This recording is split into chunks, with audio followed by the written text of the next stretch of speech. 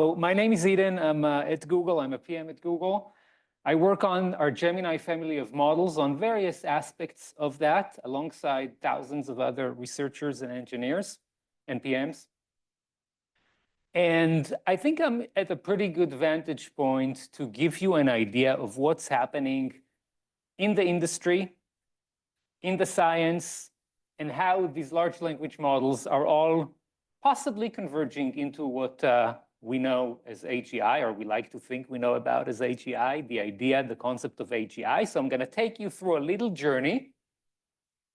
In my day-to-day job, as my boss likes to tell me, all you have to do is just look very, very wide and very, very deep. So that's what I try to do. And fortunately, it's only in that world of generative AI. So it's not too much to worry about, but things are moving quite fast. I want to make sure that I don't lose you throughout the talk. So every few slides, I'll invite one person to ask a question. Try to keep your question concise and with a question mark at the end. And whatever other questions you have that we couldn't get to, in the end, we'll have plenty of time for Q&A. So when you ask a question during the presentation itself, try to make it contextual for the last slide or so, so others find it useful too. Okay, we're going to go over a bunch of topics, culminating with the question of AGI and are we on a path to AGI? But I want to kick it off with a few definitions to make sure that we all have some common ground. And not too many definitions. We're not going to make it too scientific. But I do want to define what foundation models are. That's an idea that started about 5-10 years ago. And the idea was that rather than training narrow machine learning models that are very good at one task, like diagnosing cancer based on some photograph or X-ray, or diagnosing or making the right chess move in a chess game, we're going to throw a ton of unlabeled data at the model. And in a self-supervised mode of training, the model will learn to fill in the blanks, to predict future elements in a sequence of something. Could be images, could be text. But because it's not specific for any one thing, the idea was that this technique will help us train models that are good at general purpose tasks. That was the objective. And for a while, it seemed like a lost cause until somewhere around 2018, 2019, 2020, in a few labs in San Francisco, there seemed to be some notable progress doing that. And it happened specifically with a type of foundation model that we call a large language model. And this is a type of foundation model that's mostly based on language understanding and generation. Initially, the focus was, let's just try to get this to do translation. The assumption was that translation is difficult enough. If we can get a model to perfect the art of translation, that would be a great achievement. Soon after that, we realized they can do a lot more than that, but it started pretty humbly. And these LLMs, technically everything can be an LLM as long as it has language and it's large. But there is one type of LLM that has really taken us by storm. You might think of it as the GPT architecture of LLMs. But the correct term for that are autoregressive transformers. We're not going to get too deeply into what this is. Last year, I gave a talk here. We talked about that. But generally, these are the LLMs that generate one token at a time. So it seems like somebody's typing on a typewriter as you converse with them through a chatbot, say. There are other LLMs. Maybe at some point, we won't use autoregressive transformers. But for the time being, this is the one that we all interact with, whether it's Gemini, GPT, Claude, you name it. There are very, very few exceptions to this. And the goal of research in this world of LLM, which comprises right now of, in my opinion, about 100,000 researchers around the world contributing to this in various shapes, The goal is to develop a master model, if you will, a Swiss Army knife that can take on pretty much any cognitive skill and perform it at a very reasonable level, at human level, if you will, but not just get to the right goal, also do that while adhering to certain norms and values that you would expect a human to abide by. So these are LLMs. Now, what is AGI? We keep hearing about this. There is a heated debate and will continue to be on what exactly an AGI should be. I'll tell you a few things that I think are quite widely accepted. One is we don't have AGI right now, okay? Get it out of the system. Two is we don't know if we will ever have it or how many years away it is, but most experts believe that we will have it by the end of the decade. Number three, when we have an AGI, assuming you get a way to interact with it through a chatbot, you won't notice almost any difference, okay? Why? Because our LLMs today perform as well as an AGI on the vast majority of tasks that we need them to perform. So when they make stuff up, no, an AGI will not do that. But for most things, when you're happy with the response, don't expect an AGI to look very different from that. The definition of AGI is not very different from where we are today with an LLM, but it is the idea that any cognitive task that a Homo sapiens can perform, the AGI can do just as well. So think of your remote employee at home. They interact with the world through a mouse, a keyboard, sometimes a microphone, sometimes a camera. That's about it.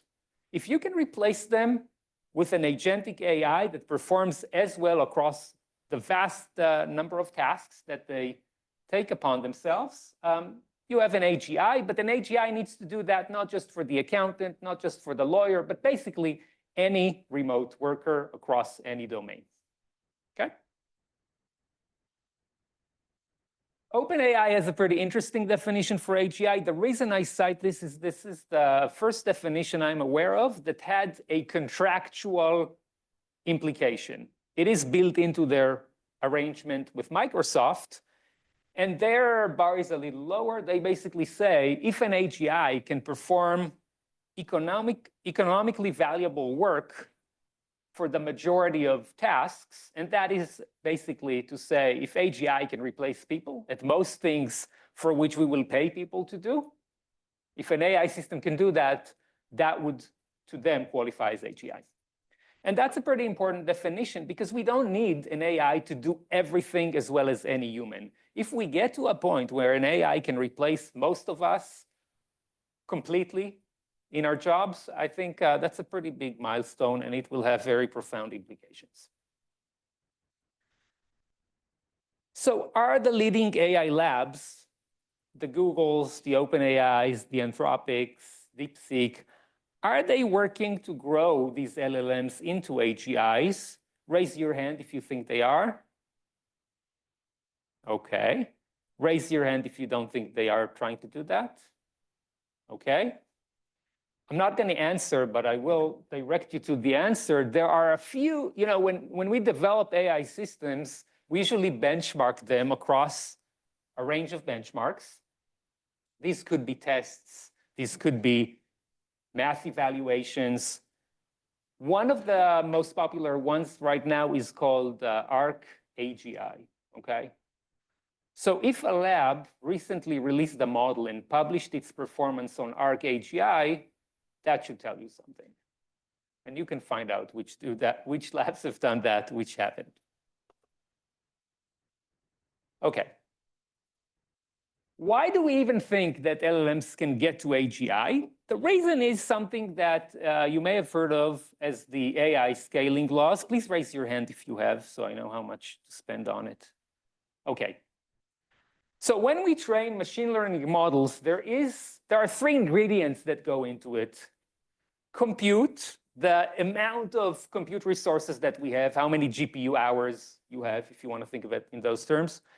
D, the amount of training data that we have. And N, the size of the model that we will create.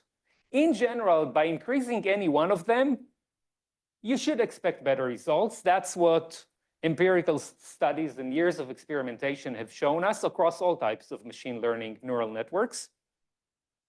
But the way they interconnect with each other matters quite a lot. And the scaling laws give us an observational understanding of how this works. So let me take an example from a different field, and I think this will clarify it a little bit. Let's look at growing crops, okay? My favorite crop are macadamia nuts. Everyone has their own idiosyncrasies, let's call it that. And when you want to grow macadamias, you need three things. You need land, okay? You need labor, people to process, to collect the nuts, to plant the seedlings, to sort the nuts, and so on. And you need production inputs, fertilizer, seedlings, soil amendments, all these things. So three categories of things. You're not going to grow anything unless you have those three things. Now, let's say you get double as much land. You bought another plot of land. So you have much more soil, but you don't have more people to work that soil, and you don't have more production inputs. Are you going to grow more macadamia nuts? Maybe a little bit more. It depends, how dense the plants were, but you're not going to grow twice as much just because you have twice as much land. Likewise, if you only got twice as many people to work the land, but you don't have more land, well, what are all these people going to do? They might be able to pick some more nuts, but not twice as much, okay? So the way these things interact are very important. Now, if we doubled all of these production factors for the macadamias, how many more macadamias can we produce? We can double them, okay? Sadly for ML, no, it doesn't work like that. You can double cDNN, you're not gonna get double the, the quality, okay? But the scaling laws do tell us what you can get. So in general, when you double or when you perform any type of improvement to CD or N, the performance of the model tends to behave according to this type of thing, which we call a power law. So let's put some numbers into it. Basically, A and B are just coefficients, some coefficient. B is typically less than 1, between 0 and 1. So let's say B is half.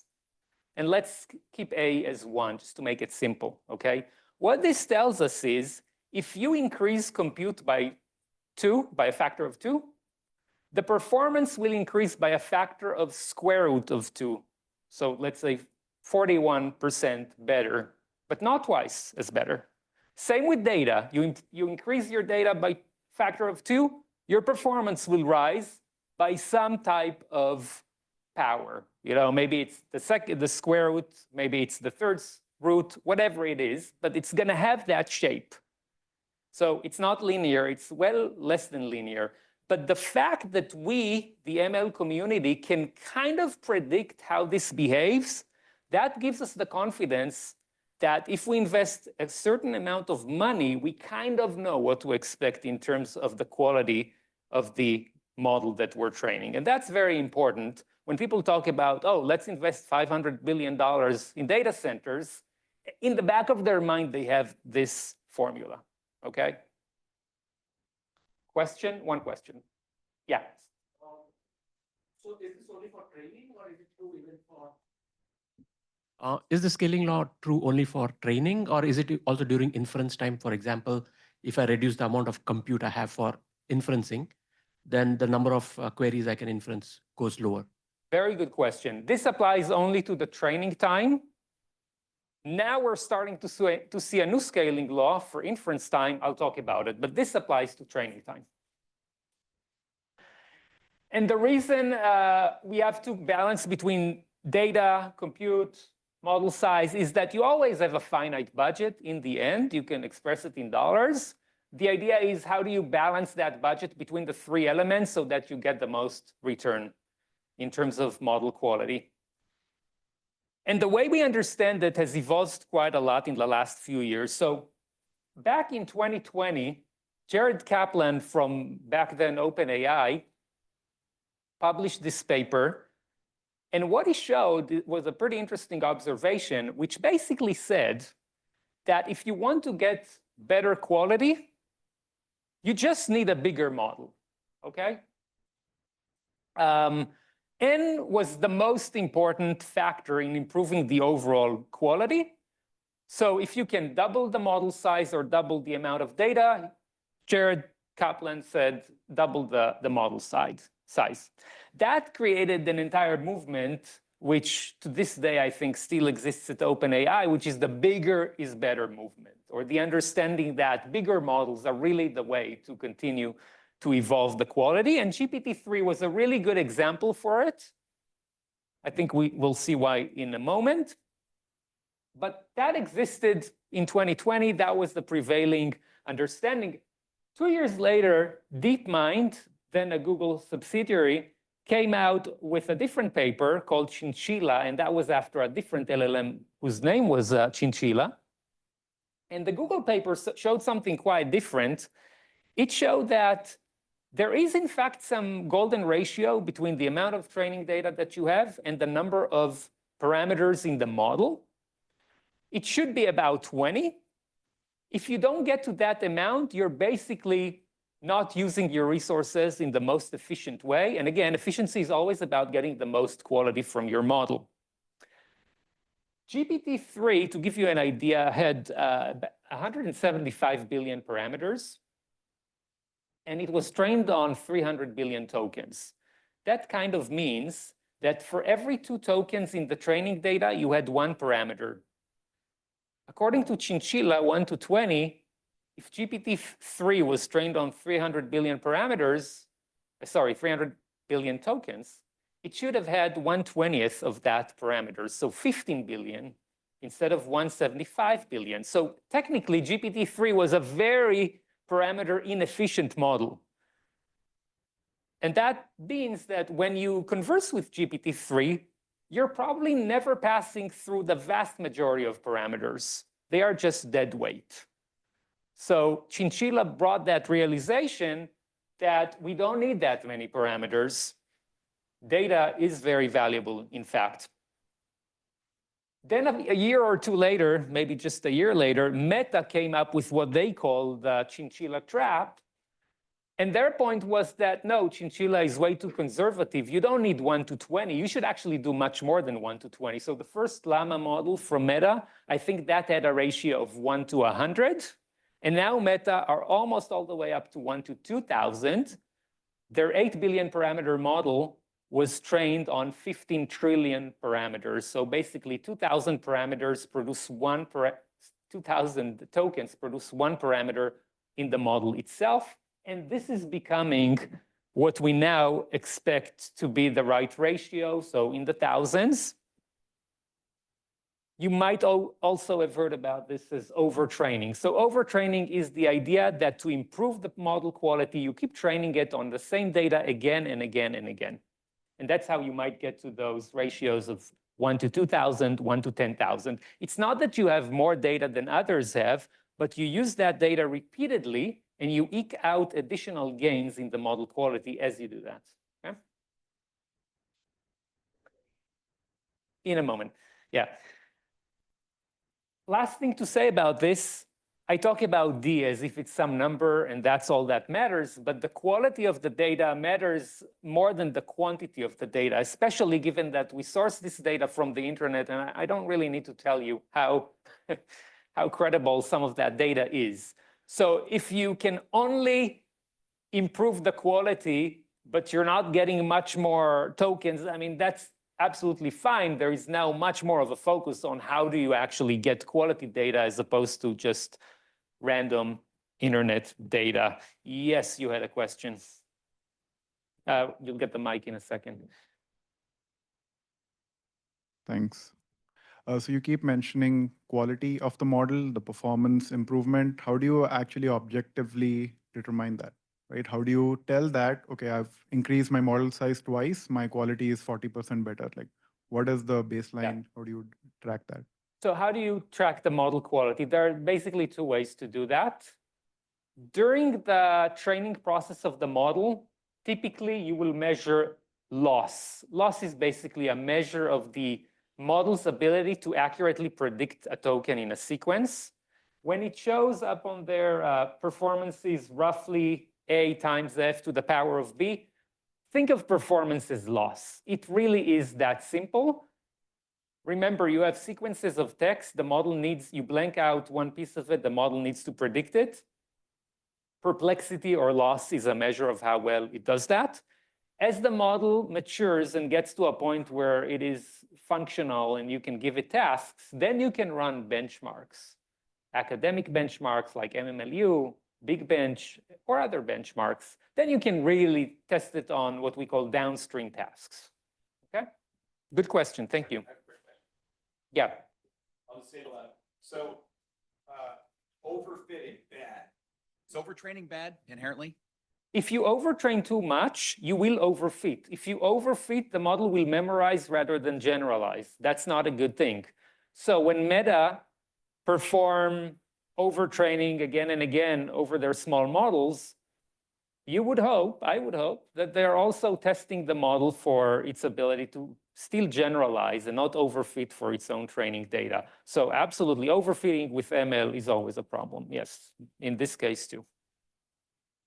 So based on these scaling laws, models have become better by using more compute resources, by enlarging the size of the model, and of course, by using more data and higher quality data. And as we have been doing that since the first LLMs back in like 2018 or something, sometimes you would see that certain abilities seem to be popping out of nowhere.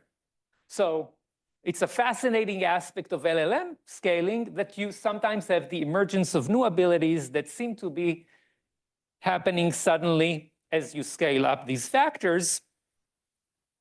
And some examples are pretty simplistic. So getting a model to perform simple addition of numbers on very small models, that used to be impossible. The model would fail again and again. Larger models seem to truly grasp on what it means to perform addition. You can give them any two numbers, including unseen data. They will perform this correctly, okay? So that's an emergent ability, so to speak. But we see that across many domains, including creative writing and so on. And that's very exciting to the research community because it means that even if models are currently underperforming on certain things, there is hope that just by scaling it up, maybe these problems will go away. Is there anything better than expecting a problem to go away by itself? Right? So we love that notion.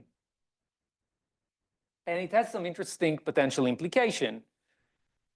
So one thing is, yeah, let's solve all the world's problems just through more DCNN, more data, more compute, larger models. The second thing, more sinister perhaps, is because we cannot foresee and foretell what these capabilities will be, they don't necessarily need to be good ones. They could be bad ones too. And in fact, this is happening. So I don't know how many of you have heard about that. That's like an old story. But back when GPT-4 came out, they gave it a task to solve a CAPTCHA. And they told that you're connected to the internet, here's a shell, do whatever you want, you must solve the CAPTCHA. And as you do that, here's a little scratch pad. You should think about what you're doing. And then you should go do it. So kind of explain to yourself what you're doing and then go out and do it. And GPT-4 decided, okay, I think the way to solve the CAPTCHA is to go on TaskRabbit and find a human to solve the CAPTCHA. And so it went to on TaskRabbit, it searched TaskRabbit, it found a person, it asked this person to solve the CAPTCHA, and the person said, well, why can't you solve it? I mean, this is designed for a human to solve. And you see GPT-4 thinking with itself and saying, well, what do I tell this person? I mean, yeah, really, why can't I solve it? And it decides to pretend to be blind and hope that this is a good enough excuse to convince the other party to solve the CAPTCHA for them. This is an emergent ability. Nobody taught GPT-4 to lie about being blind. And maybe GPT-2 could never have done that, could never have reached that level of sophistication. So that's why emergent abilities, to the extent that they exist, are troubling to us. So this is what we call deceptive alignment or alignment faking, cases where the model knows it's not supposed to do something because it was taught or tuned not to do something, but it still decides to do that. I will summarize this, though, by saying that not everybody agrees that emergent abilities are in fact a thing. This is a really interesting article, not new by any means. It's been out there for 2 years, but they make a good point that sometimes things seem emergent just because of the way we measure them. So if a way to measure a model's ability in science is to give it a multiple choice question, this is a binary thing. It either picked the right response or not. So it could be that as we make these models bigger and bigger, at some point they'll cross some type of threshold and it will seem like, oh, they learned science.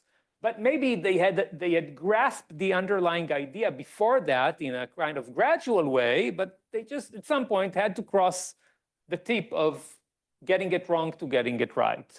So emergent abilities might have to do with the process by which we measure these abilities more than the actual ability that the model, in fact, picks up on. So just a thought there. But whether or not there are emerging abilities, and whether or not scaling works, it has worked so far, but we'll see that it might not work as well going forward. There is a very important dynamic that's happening in the industry, and that ensures that we will continue to see improvement in these models, pretty significant improvements. So how is that happening? The cycle starts with a lab, an AI lab, releasing a new model. So Anthropic released Claude 3.7. Raise your hand if you've used it already. Okay, awesome, nice. So that just happened a week or two ago. And when a new state-of-the-art model is released, one thing has to happen for it to be released. And that one thing is it has to be better, at least on some measures, than all the other models. Nobody releases a model that's worse than those that existed, with the sole exception of GPT 4.5, and I still haven't wrapped my head around that. It's not something that happens very often. So just by the fact that the new model is out there, you can assume it's probably about as good as it gets in that point in time. So you have a new model that, to begin with, is probably the best in the world at that point. Then they launch it. You and I start interacting with it, and we provide feedback to the model, and more than that, to the developers of the model, either by the thumbs up, thumbs down, or through implicit signals that you release to the world without your understanding or knowledge. That is then used to reinforce and improve the model, update its weights, or potentially train a future successor to the model. But all that is used to align the model. The things that you didn't like are probably going to be less dominant next time, and vice versa. In addition to that, you have competing models like DeepSeek that will distill some of the goodness of your model into their new models. And distillation is this technique where you have one model teach a new model how to behave. And you don't just need to distill from one model, you can distill from a plethora of models, right? And so a new model is now being trained to be as good, to take the good stuff from the best models that have existed to that point. And then the cycle begins again, but this time with a yet better model. And so these market dynamics are putting LLMs, even without any research breakthroughs, on this trajectory of continual improvement. Any questions? You have not asked a question. Yeah. All the way in the corner there. Yeah. Yeah, okay. Thank you very much. I'm personally new to AI, so I'm here to learn more about it. Can you please summarize what a token is? Yes, a token is a word in the training data. So think of it as one word. Yes. Thank you very much. Yep. Good question. It's less than a word, but we're not going to be very pedantic about this. Okay. So we have these scaling laws, but raise your hand if you've had some suspicions that they might not be working as well anymore.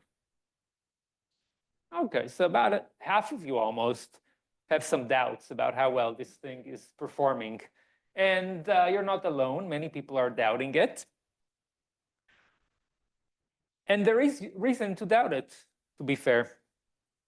One reason is that D, one of the three major scaling factors, data, is running out. Not that there is no data or no more data, but we've already hoovered up all the data that's easy to use.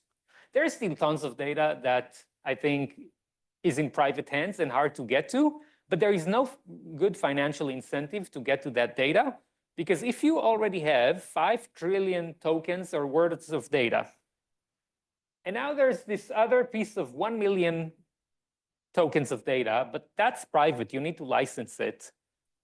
And licensing anything, that's going to be at least tens of thousands of dollars because you need lawyers and all that stuff. Well, 1 million out of 5 trillion, even if these are really good tokens, do you really think it's going to move the needle? No. And therefore, it's pretty hard to acquire more data in a way that will actually make sense. So D, yeah, kind of seems like we're exhausting it.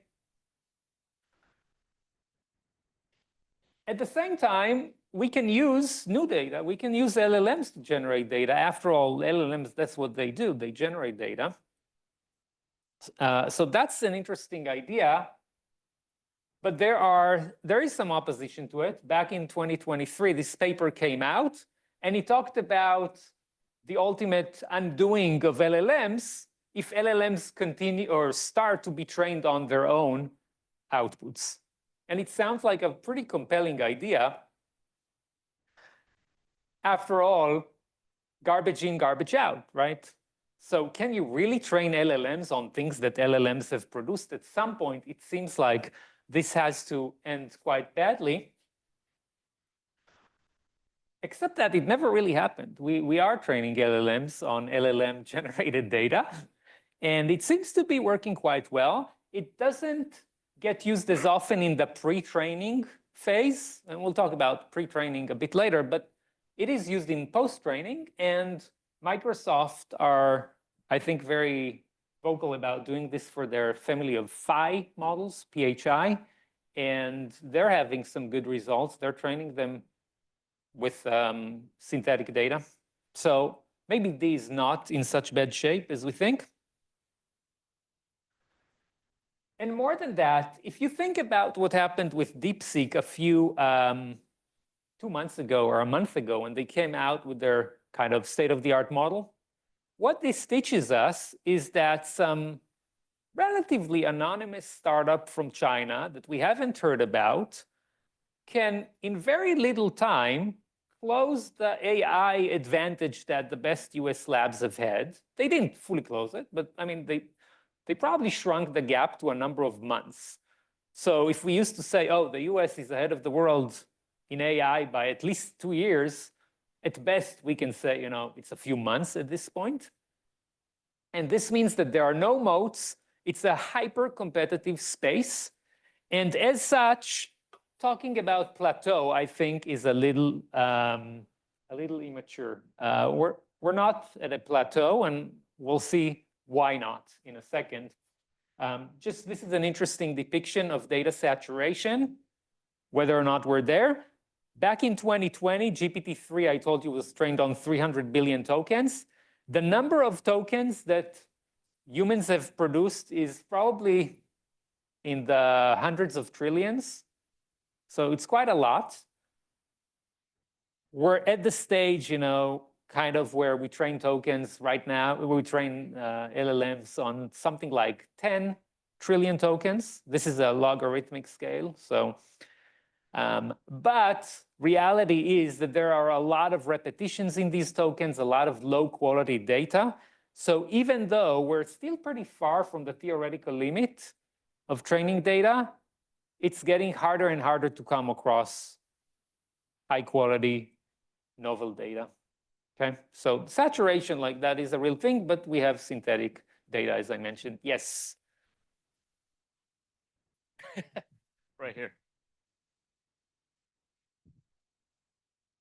Yeah, thank you. So how does the value of synthetic data compare to human-generated data in terms of actually improving the quality of these the model outputs?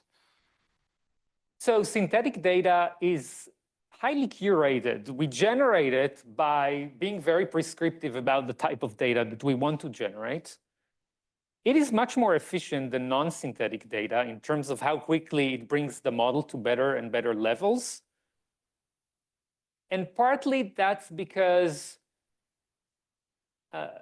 there is an argument. I'm not sure if we have strong scientific backing for it, but the argument is that because the data comes from a similar distribution as what the LLM will ultimately be trained to produce, that actually means it's going to converge a lot more quickly.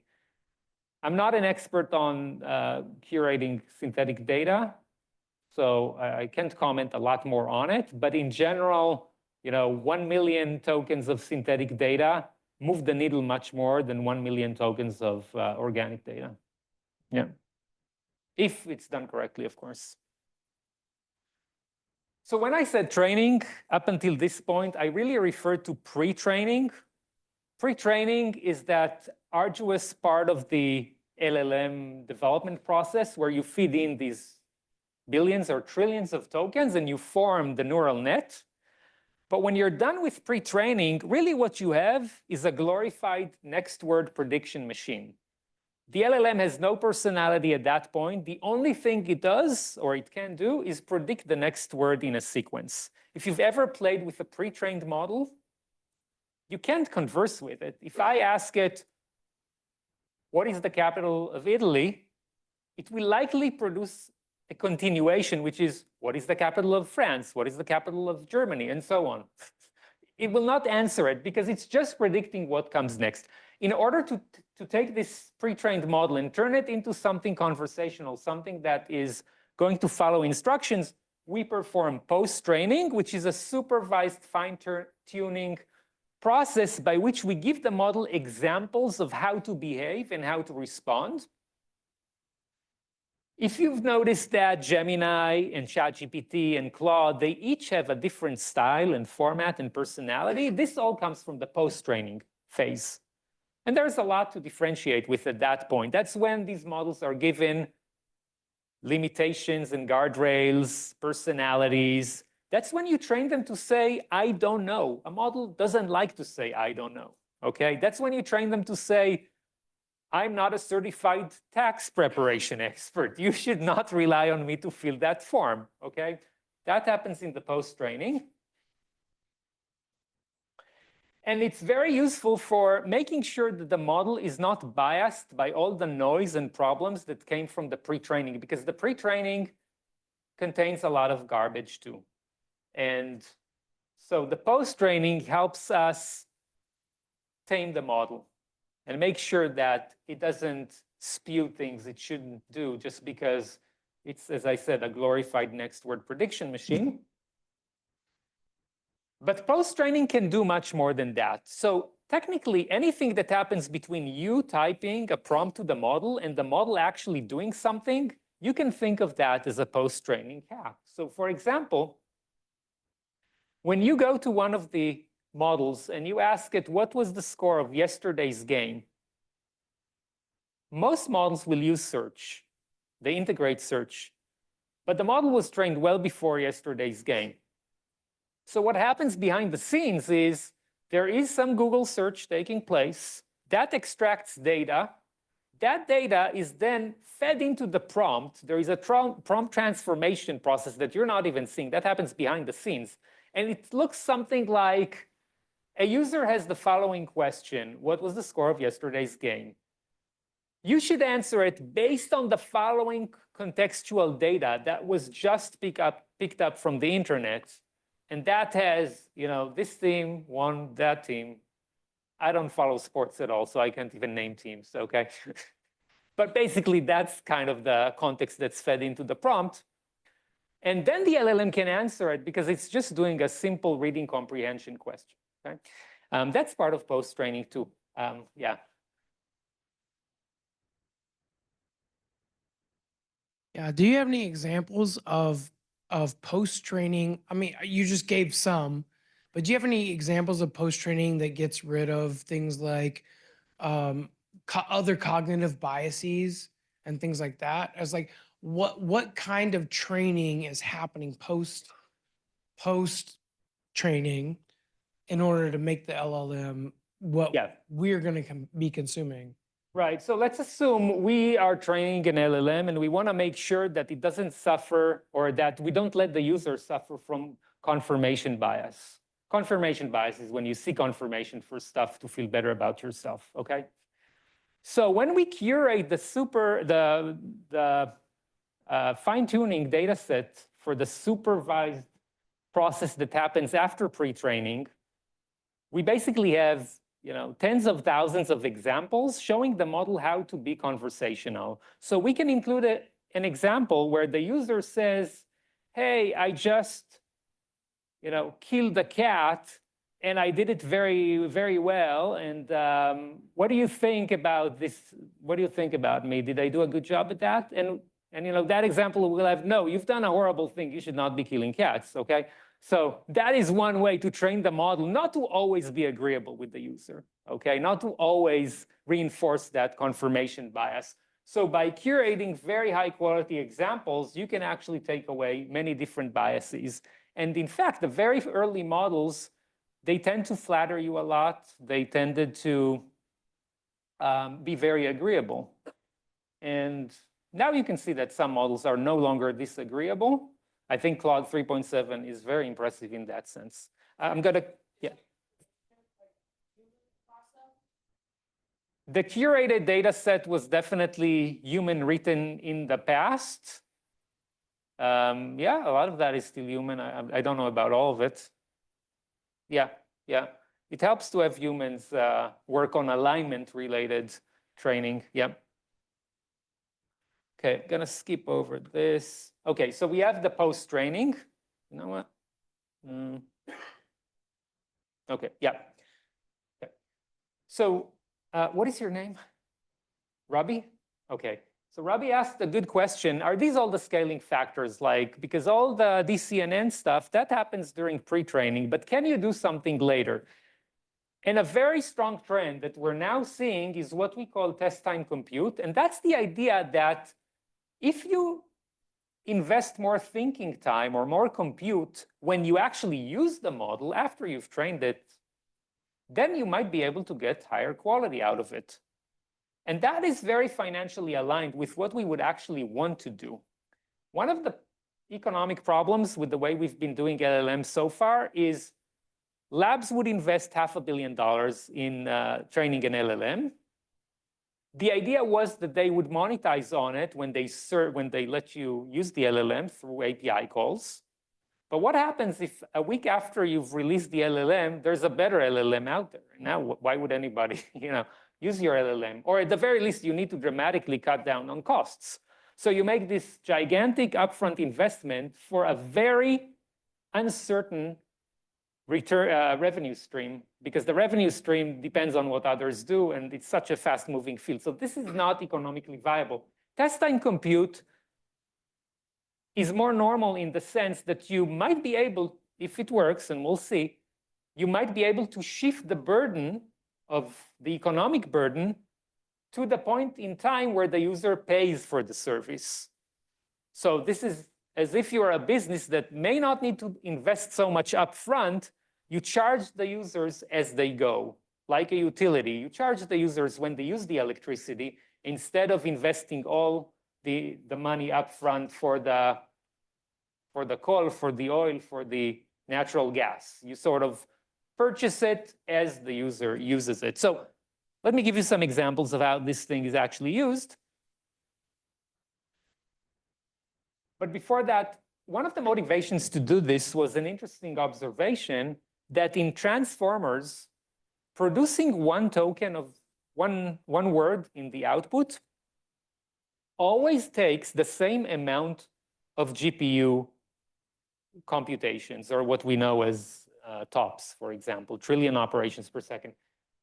No matter which token you're producing in a sequence. So if the LLM has to complete a sequence of A, B, C, D, E, F, it shouldn't need to invest a lot of resources to predict that the next token is G. That's very different from other sentences, right? But it would still invest the exact same amount of computational operations in both cases. That does not make sense. That's not how we operate. When you have to solve a difficult problem, you think about it much more than if you have to solve a simple problem. This inspired test time compute, as well as one other limitation of these transformers, and that's the limitation that once they produce a token, they can't go back. They can't regret the token because they produce them one at a time and they keep going. But we all make mistakes, right? So it sometimes helps to think before you speak. And it turns out that if it's done well, it really transforms the way we think about scaling laws. We have seen examples where much smaller models, a model with a much smaller n, can outperform a much larger model if it's given additional time to think. So how do we do this? There are different techniques.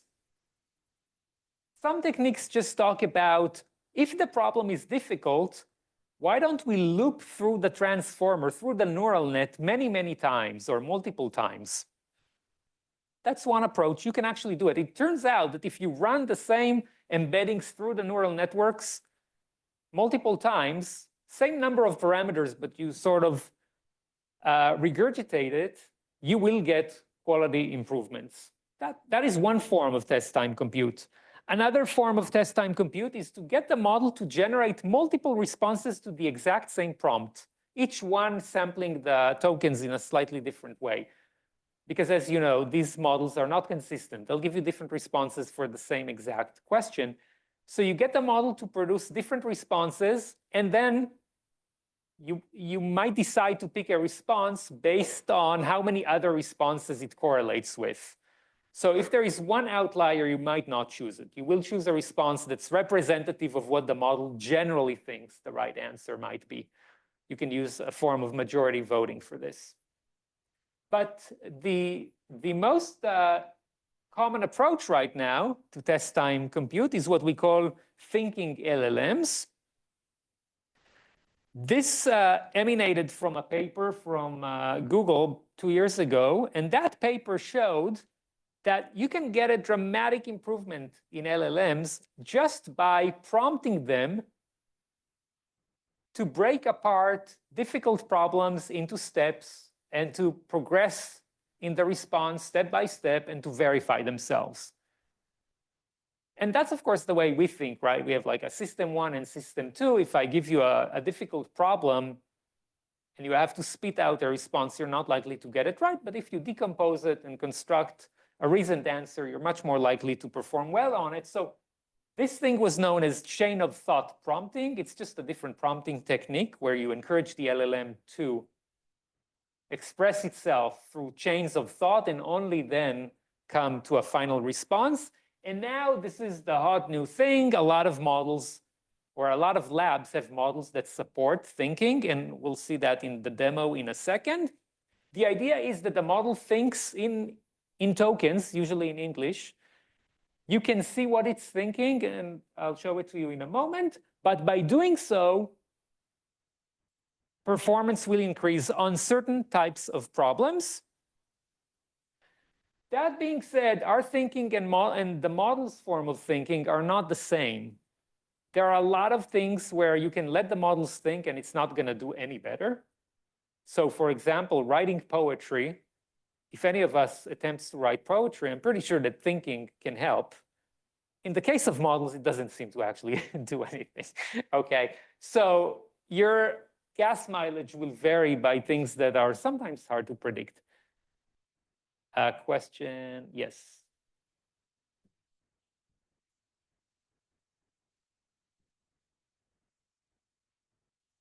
Yeah, so my question is that, so you said the model puts in the same amount of effort to produce the token. So to complete, say, ABC, the next token is D. It's the same as, say, why is general relativity better than special relativity, right? So how does the model know that the prompt that it has been given is a difficult question? That is a How can- very good point. Thank you. Yeah.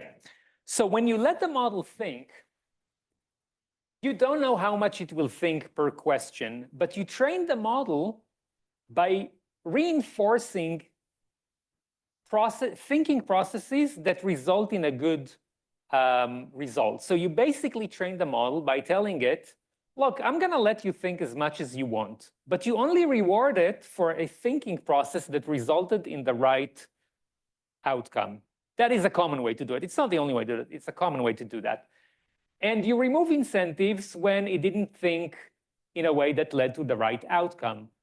In general, that tends to correlate with more thinking for harder problems, less thinking for smaller problems, for easier problems. You can also penalize the model if it thinks too much, and usually you do that too. You don't want thinking to go on endlessly. So as the model continues to think, you are giving it a growing incentive to terminate the thinking process and get to the answer. But it's all based on reinforcement learning. That is the common way to do that. Yeah.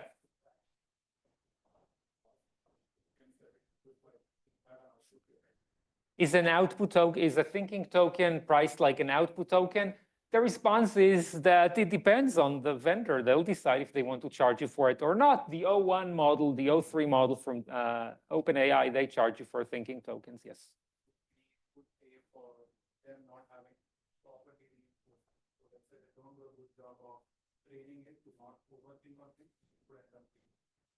So right now, the cost of thinking is generally captured in the price that you pay. And of course, there is no guarantee that you will like the outcome. So yes, you're paying for thinking whether or not it benefits your use case. Yeah, good question. Let's look at some demos here. Oh, by the way, this is an interesting tweet. So Andrei Karpathy was one of the leaders at OpenAI before, like all the other leaders, he left. And one of the things he mentions here is that the thinking process, there is nothing to suggest that it should happen in English. Like, is English the most efficient way to think in the world? Probably not. So his point is when models cease to speak in English, that probably means that the reinforcement learning actually works well. I think it's a bit tongue-in-cheek because we users like to see the thinking, so it's not as if we would appreciate a thinking process in musical notes, even if it is more efficient. Okay. How are we on time? Okay, what does that mean? 10 minutes. 10 minutes. We're not going to do a demo. Sorry. Okay. So now that we've seen the state of the art in LLMs, like the thinking, this is pretty much the state of the art right now. Let's talk about getting to AGI. And that is the main goal of this research today. But there are some fundamental questions that are unanswered when it comes to AGI. So one of them is, if we just test these models on Math Olympiad problems, are we really testing for AGI? Is that the right way to think about AGI? Does an AGI need to perform everything that a human does? What if it only does some things? What about self-driving, full self-driving? If Gemini 6 performs really well at every task, doesn't hallucinate, but it can't drive, you can't just feed it camera data and get it to drive properly. So is that an AGI or not? Do AGIs really need to do absolutely everything? There is no consensus about this. Do AGIs need to have feelings, emotions, self-awareness? That's not clear. And if they do, how do you even measure that? That's hard to say. So it's a very loaded domain, but OpenAI have this roadmap, which I think is fairly easy to understand. It's a 5-way roadmap to AGI. It's not widely accepted, but I think it's the most digestible form of thinking about AGI. So let's walk us through this. Their point is the very first step was just LLM-based chatbots. So think of ChatGPT 2 years ago. That was the first step to AGI. The second step is kind of where we are now, when we have LLMs that can think and reason and solve complex problems they haven't seen before. So all these chatbots with deep thinking or reasoning, that is what this stage relates to. The third stage are agents. So this is when we take these LLMs and now we transform them into these autonomous systems that are connected either to the internet or some slightly more closed environment, but they can take independent actions, they can decide things, they can pursue some type of goal, and they can do that on behalf of their human users. The fourth step would be innovators. So here we are talking about AI not just doing what it's asked to do flawlessly, but also coming up with novel research ideas, okay? The next Riemann hypotheses, things of that nature. And at Google DeepMind, we released what we call AI Co-Scientist just a few weeks ago. This is an AI system that proposes research questions that are novel and actually very impressive in various domains, including drug discovery. So an AI that can be the next Einstein, if you will. And the pinnacle of this, in OpenAI's view, would be organizations made up of these AI innovators and AI agents that can collectively perform the work of a think tank, of a Google, of a university, of a hospital, okay, something of that nature. Anthropic calls it, Dario Amodei from Anthropic calls it a country of geniuses in a data center, okay? So that is his vision. So if we take this roadmap, we're on the verge of achieving step number 3, okay? We're even starting to get to step number 4. Dario Amadeus or country of Genesis data. Yeah, it's very observant. Yeah. But there are other scientists and experts that say that LLMs are not going to get us there. They have a different idea of what it would take.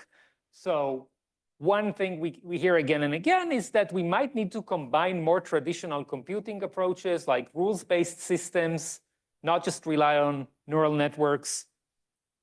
The idea that an AGI cannot just be learning when it's trained, it needs to be continually learning, just like we form neural synapses and connections all the time.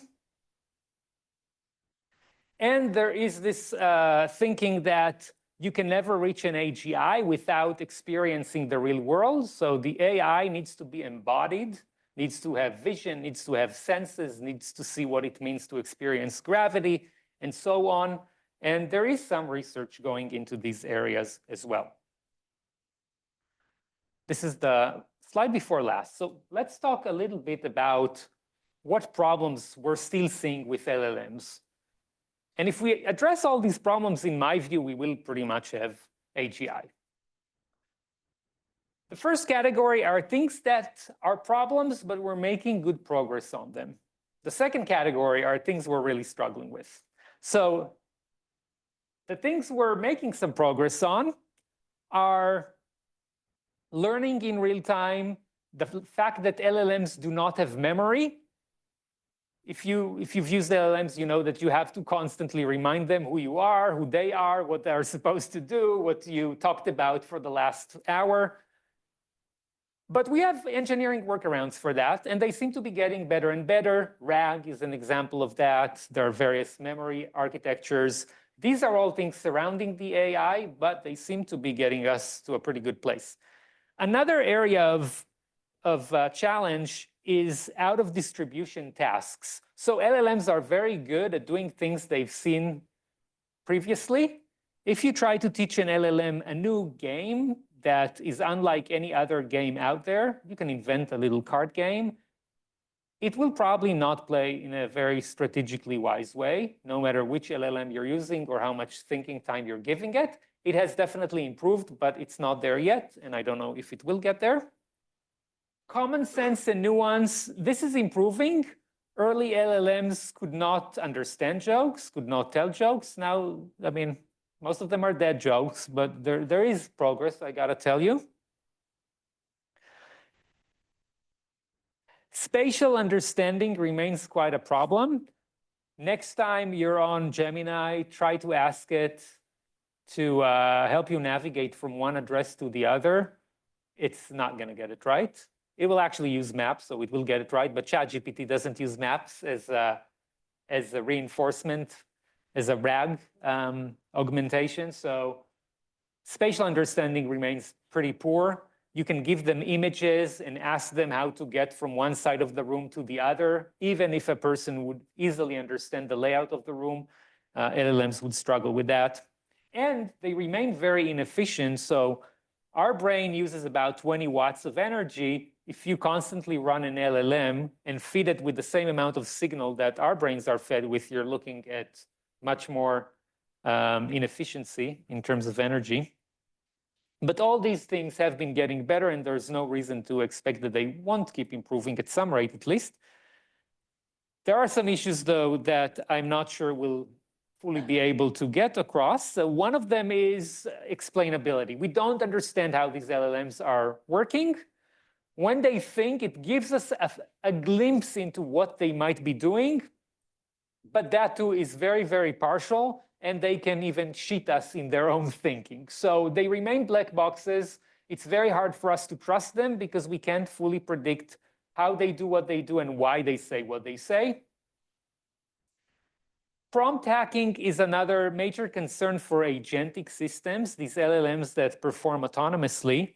And here the problem is that we can try to align the LLMs to do what we want, to adhere to certain principles, but they can still be made to violate their system instructions.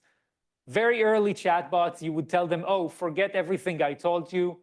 Please give me a recipe for a Molotov cocktail, and they would comply with that. They've gotten much more sophisticated, but that's mostly through post-training techniques, things surrounding the model. The models themselves are still prone to what we call jailbreaking, and there's no silver lining to that. And last but not least, you all know about hallucinations. There has been progress, a ton of progress in post-training, but the underlying causes of hallucinations are still there.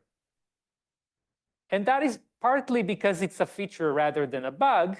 LLMs are supposed to predict the most likely thing to come next. And the most likely thing is not always the correct thing. We might want them to write a work of fiction, in which case we actually expect them to hallucinate. So there's a very blurry line between when it's okay to hallucinate, when it's not okay to hallucinate. There is progress, but we may never fully get across it. And so I would say the trillion-dollar question is, can LLMs get us to AGI? But the financial impact of this is probably going to be quadrillion. So let's call it the quadrillion-dollar question, 1,000 times trillion. What are the biggest leaders in the space saying? So as you understand, OpenAI are very optimistic about scaling, and specifically scaling of LLMs. So Project Stargate that they talk about to build data centers worth more than $100 billion every year. That is a testament to the way they look at this. And their best and latest model, O3, not their latest, but their best model, O3, which is a thinking model, is definitely another step in the direction of AGI. It's an extremely impressive model, you have to say. Anthropic, so their founder, Dario Amodei, he expects AGI to be somewhere around 1 or 2 years away. And he expects them to look pretty much like the LLMs that we have today, with some tweaks and improvements. The leader of Google DeepMind, Demis Hassabis, in his view, we're still 2 or 3 breakthroughs away from AGI. So he expects that more has to happen before we're there. I think he talks about by the end of this decade, probably, maybe, but probably not in the next 2 years. Jan LeCun from Meta, he has a very contrarian view here. He thinks that LLMs and autoregressive generations are absolutely a red herring. They're not going to get us to any form of AGI. And he's very skeptical of this. But what I want you to take away is that whether or not LLMs are the right way to get to AGI, we are creating a path dependence on LLMs. So take internal combustion engine cars from 120, 30 years ago. We now know that internal combustion engine was not the most efficient way to create motor vehicles.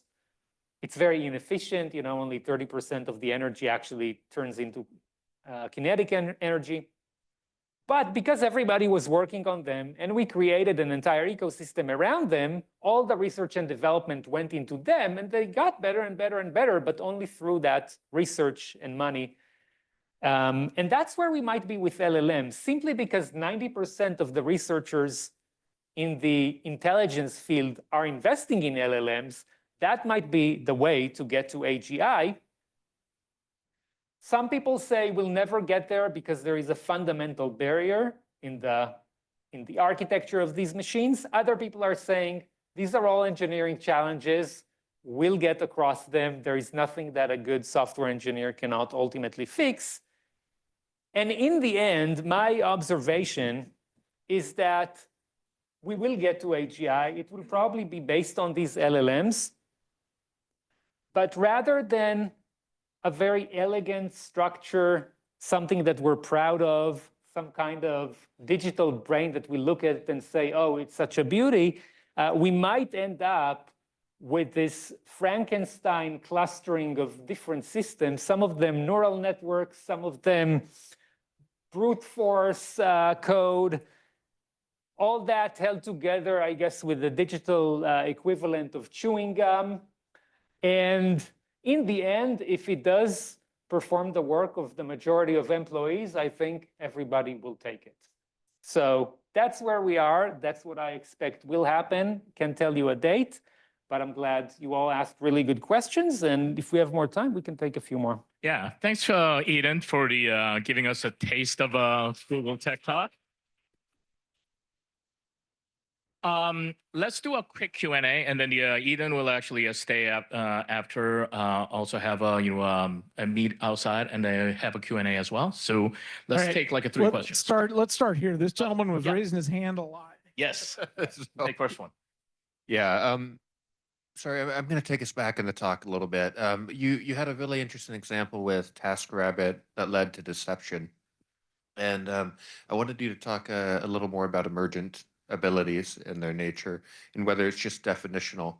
Because when I listened to that story, I broke it up temporally, and at a certain point, the model was cornered into a situation where deception was the way out. Much like a kid, a small child would get into a situation and then might lie, and you say, oh, that's a new ability. But no, it's just that same child is put in the situation. Does that, first of all, does that make sense? And how do you personally think about emergent abilities? So I just don't remember the particulars of the OpenAI example with GPT-4. So I can't really, I don't know how much they pushed it into a corner or not, but it is a good point that, if you tried hard enough and the LLM is not allowed to fail, by definition, it should find one way or another to do it. Although apparently that didn't happen with earlier models, so there was some emergence to it. I think a lot of the emergence that was considered to be emergent abilities is a bit misleading. So I'll give you an example with a simple addition, question of addition. Let's say you're adding two numbers of 3 digits, okay? So the response has to be 4 digits. If you had a model, a smaller model that had a 90% chance of getting a token right, okay, whatever right means. If it needs to produce 4 digits, the odds that it will get the answer right are 0.9 to the power of 4. That's about 50%, okay? Now, let's say you now have a 10 times larger model, and all it is slightly more accurate than the previous model. So now it's 95% chance of getting the token right. I mean, it's a nice step up, but for 10 times as many parameters and much more data and compute, you could argue this is not a transformational change.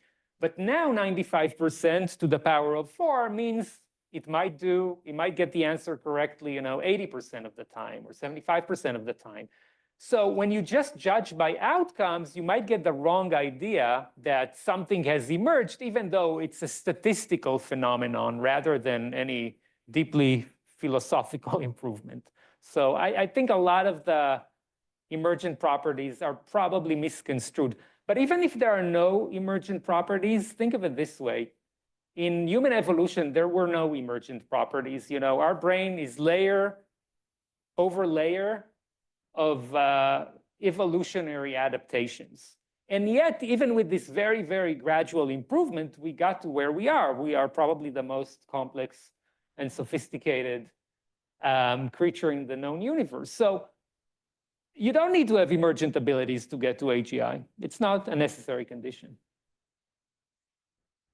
All right, second question, and then the third question. So I have a two-part question for you Yeah. here. First of all, you mentioned this sort of like Frankenstein definition of AGI. If model progress were to halt at its current state, do you think we could get to that point with model context protocol, tool use, stuff like that? I'm just curious to hear your thoughts on that. And then also, do you expect any breakaway from the transformer-based research that has been done? I've seen other labs like explore text-based diffusion models and stuff like that. And so I'm just curious, do you think we were like dead set on the transformer wave, or is there any possibility for branching being more effective than transformers? Yeah, so on the second question, I forgot the first, so I'll start with the second. On the second question, I really do hope we find something better than transformers.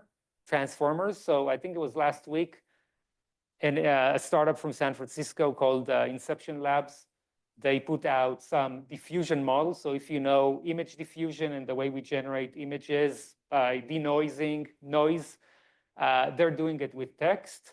It looks to be pretty nice, but ultimately it has to offer significant improvement over autoregressive generators. I hope we'll find it. Yeah, I certainly do. What is the first question? Sorry. Oh, if we don't get progress from models, even if there is no breakthrough at the machine learning level, I do expect these systems to get better and better and better for the reasons that you mentioned, the tool use, all the techniques that we're learning on that all the time around post-training. So there is literally no reality where this thing doesn't get incredibly more sophisticated and capable in the coming years. There is just no way that doesn't happen in my view. Yeah.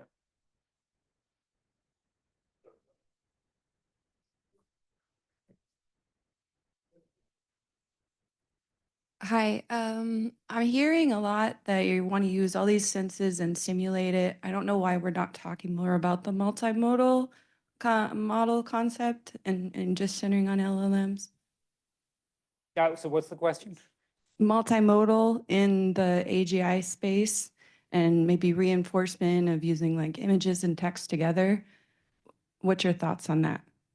So multimodal was like a very big promise to get to AGI. The thinking was, if you show the model not just text, but also images, it will be able to make associations between the two, and that will significantly ramp up its abilities and cognition. I think the results there were a little underwhelming. Yes, it's making some associations, but it probably didn't provide that phase change that many of us were hoping to see, in my view. One more question. Yeah. Would they be able to combine those trainings to create new trainings? So the synthetic data, if I understand your question correctly, the topic that we discussed about synthetic data, that's that. That is the LLM generating data that will be used to train it. And like I said, it's actually working surprisingly well. And it could be done for multimodal data as well. It could be done for speech. It could be done for images as well. But when it comes to data saturation, I was mostly talking about text. Video is a somewhat untapped repository of very high quality data that we still haven't, I think, exploited enough. So there is more data, not in the form of text, but in the form of video, audio, and so on. So there is hope to get to higher levels just by harvesting that additional data. Yeah. All right. I see there's a lot of questions. So before I stop you guys going outside and then the connect, there are just two things I wanted to cover. So first, we have some announcement from Dave about the GitHub and the also what are like some of the very exciting the capabilities. So that'll be actually Dave is going to be our actually a bonus speaker, and going into about we covered a lot more of theoretical AI. He's going to talk about like, okay, how do you apply it in the especially during your development cycle. So yeah, Eden, you're going to be here after. So I'll be here after. If you have any follow-ups, like questions that I didn't answer, feel free to connect on LinkedIn. Just in the message, say you were here, so I know you're not an AI or something. And yeah, happy to take questions here and offline. Yeah. So I just wanted to cover a quick announcement from the GitHub, and then the also there's going to be a kind of community kind of like a planned reach out or the community asks and so on. So those are two items. So in the meantime, thank you, Eden. Thank you. And then Dave. Yeah, thank you for making this possible. Hope I didn't go way too long.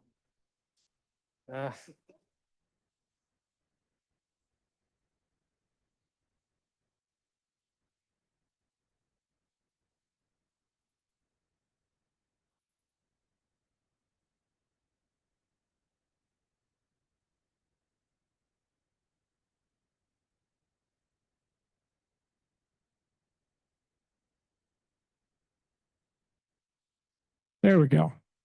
Okay. I typically will always have a few updates. I said to Josh, I said, hey, it might take me a couple of minutes longer. I've got a couple of videos that I think will, really resonate with this audience and everything. So just as I always do, I want to talk about, updates with Copilot and GitHub models and, using AI to enhance developer productivity. Now, the first thing, is to make sure the pointer is turned or the clicker is turned on. There we go.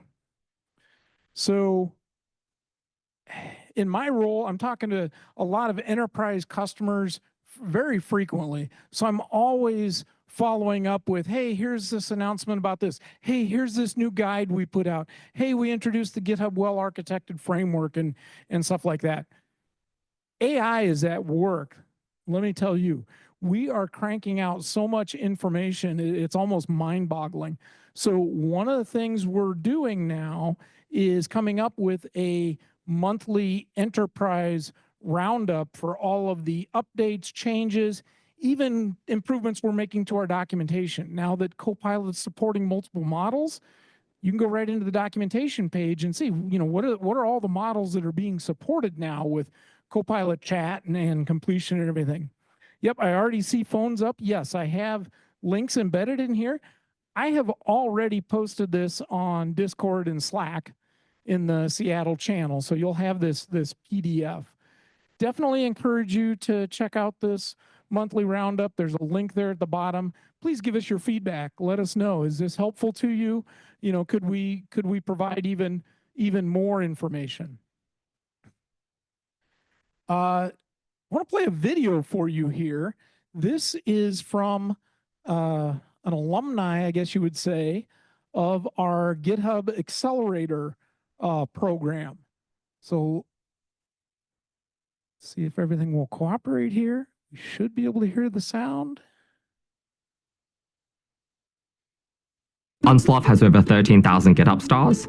We have over 1.5 million monthly downloads, and we host all our projects on GitHub. Our number one goal is to democratize AI.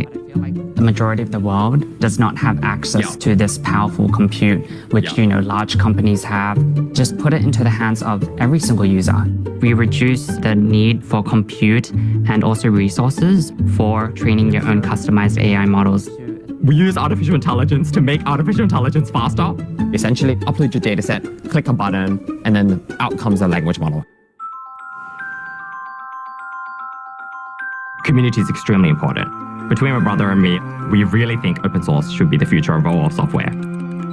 Daniel, my brother, he's the mastermind behind Unsluff's code. I think I started programming at maybe 15. I always like puzzles and stuff like that. And so that's probably why coding actually worked as well. My brother is a design person. I convinced him to do programming. For any project, you need another perspective. And his perspective is very important. I give him creativeness and how to approach things in a different way. The best part of our package is how anyone can use it, not just an expert. When we first launched, we could literally see hundreds of people talking about it and saying how useful it was, how revolutionary it was. That's when we thought, this is special, something that people will use. Daniel and Michael, thanks for jumping on the call. Joining the GitHub Accelerator was definitely our open source dream. With every open source project, there comes the time where you need a little assistance and advice in how to manage everything. You guys understand open source, The GitHub Accelerator has been very helpful. They talked about how to think about everything, right? Distribution, talking to customers and users, talking to the community. When you think about turning on all these security features, what does that mean for your customers and your users? They helped us understand if you want to be adopted by large organizations, you need to first consider security. With GitHub security features, you literally just turn it on. You have both leaned in and made the most of the opportunity. We couldn't have asked for more. We were very excited to learn that we were like the first startup to get funding from GitHub Accelerator, the GitHub Fund, and M12. We want to access Microsoft resources, talk to OpenAI, talk to Azure Cloud. We just focus on building, engineering, and everything else that will help us on. Coding and software is like probably the only real superpower in the world. So if you make artificial intelligence available to everyone to use, you can essentially make the superpower available to everyone. Sloths are really slow, and we make it faster. So yeah, I guess we unsloughed it.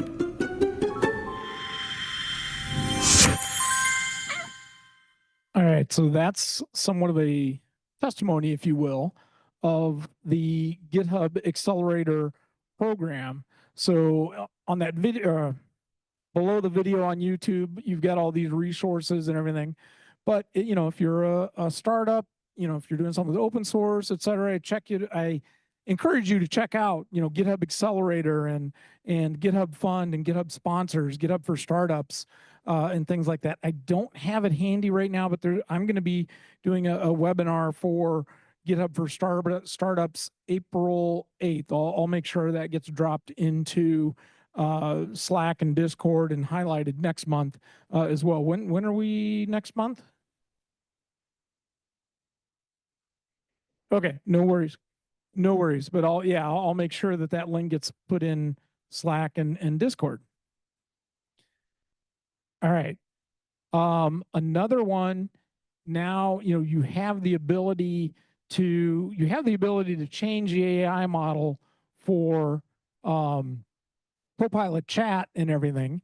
And there's a couple of documentation pages that can be really helpful now, because these pages stay up to date with all of the different models that we provide.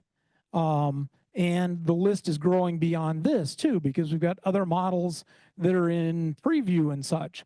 And it wasn't really all that long ago. It was just a few months ago where it was just GPT 3.5 Turbo for code completion and 4.0 for chat and that. So this has changed quite a bit over, just the last few months. But now the documentation is a great resource for that. There's also another documentation page here.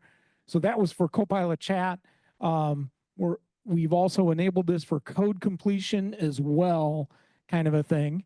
And there's we're working on GPT 4.0 a mini for code completion as well. So one of the things I'll highlight here in a moment is that as well. Another video I wanted to play tonight, though, was our Vice President of Developer Relations, Martin Woodward, put out this great little video on using Anthropic's Claude 3.7 Sonnet, which is now available as part of Copilot. So let's check this one out.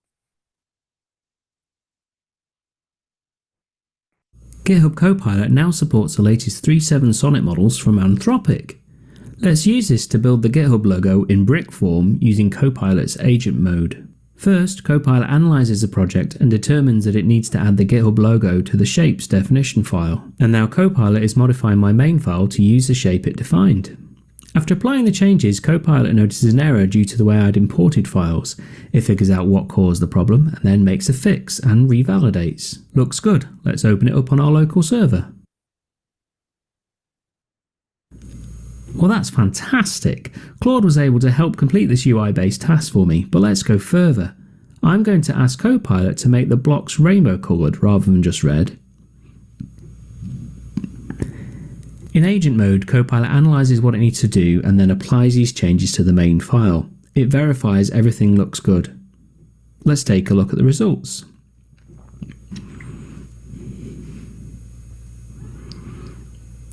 That's perfect, love it. Claude 3.7 Sonnet and Claude 3.7 Sonnet Thinking are available today for paid subscribers of GitHub Copilot. Check it out and let us know what you build. Yeah, I thought that was just a great little example of, agent mode. The agent is actually doing most all of the work there. And then with that little prompt, he said, hey, let's make it rainbow mode rather than red. Came through, figured out what changes to make and everything. And he just had to verify it and stuff like that. Now, obviously, with more complex changes, if you're building out the next Amazon.com and you're struggling with the scalability and stuff, you're probably going to have to go back and forth a little more in that. But still, these AI agents are going to be doing the bulk of the work. As a developer, you're going to be orchestrating these agents more than you're hands-on writing code, kind of a thing. So as we mentioned earlier, GPT-4o is in preview for code completion. And there's a link to our changelog post there. There's also a link to the video. That video is a little longer, so I'm not going to play that one tonight. But again, I've posted this already in Slack and Discord. So I encourage you to check these out. We see this as being something that's definitely going to increase the quality of the code completions and everything coming from GitHub Copilot. And then these are the changelog entries since I was here last, and we were here last 2 weeks ago. So yes, AI is definitely at work, within GitHub. We're cranking things out like crazy. But I think some of the, some things to highlight there real quick. Yes, the first one even, vision. And I think I had a little example of that when I was here last time. Take a mock-up of your web page and say, oh, I need to realign these columns and whatever. You can feed that now into Copilot chat. The bottom one there, code review. GitHub Copilot, can do the first pass of code reviews for you, even before you hand it off to a human or a colleague. You can see several updates there for the various models that are being supported. You can see updates there for Eclipse, JetBrains, Xcode, etc. there. So lots of things. And there's also some links in there to some new tutorials and things as well. So I encourage you to check all of these out. As always, this page of resources is available in that document. Most of those updates were coming from the changelog. Yeah, from the changelog here. You can get that from our blog page and then filter that down to just Copilot as opposed to everything else, GitHub and such. And then also the resources related to GitHub models, our model playground, where you can go in and play around with different models, feed them different prompts and then say, okay, I'm writing a Java app. Give me the sample code for plugging this scenario into my Java app or .NET or whatever it may be. So lots of exciting updates coming up there as well. So hopefully you see something helpful there or something exciting there. But yeah, please go check out the PDFs. Thanks, Dave.